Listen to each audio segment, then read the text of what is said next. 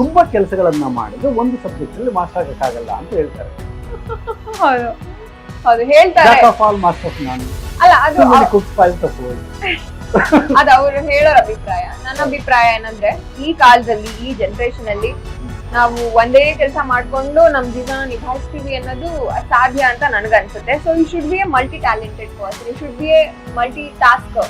So ಅವಾಗ ಏನಾಗುತ್ತೆ, ನನ್ಗೆ ಇದಿಲ್ವಾ ಇನ್ನೊಂದ್ ಮಾಡಿ ಬದುಕ್ತೀನಿ, ಇದಿಲ್ವಾ ಇನ್ನೊಂದ್ ಮಾಡಿ ಬದುಕ್ತೀನಿ. Like you will get so many options and ಜೀವನ ಮಾಡಕ್ಕೆ ಹಲವಾರು ಹಾದಿಗಳು ಸಿಗುತ್ತೆ ಅನ್ನೋ ನನ್ನ ಪ್ರೊಫೆಷನಲ್ ಕೋರ್ಸ್ ಒಂದು ಕೈಯಲ್ಲಿ ಇರಬೇಕು ಅನ್ನೋದು ನಿಮ್ಮ ಅನಿಸಿಕೆ.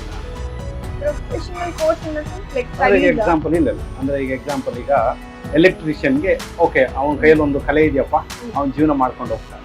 ಸೊ ಅದೇ ರೀತಿ ನೀವು ಜನಗಳಿಗೆ ಹೇಳೋದು, ಮುಂದಿನ ಪೀಳಿಗೆಗೋ ಅಥವಾ ಇವತ್ತಿನ ಜನಸಿ ಪೀಳಿಗೆಗೋ ನೀವು ಹೇಳುವಂತ ಮಾತು ಒಂದು ಪರ್ಟಿಕ್ಯುಲರ್ ಟ್ಯಾಲೆಂಟ್ ಒಂದು ಪರ್ಟಿಕ್ಯುಲರ್ ಪ್ರೊಫೆಷನ್ ನಿಮ್ಮ ಕೈಯಲ್ಲಿ ಇರಬೇಕು ಅಂತ.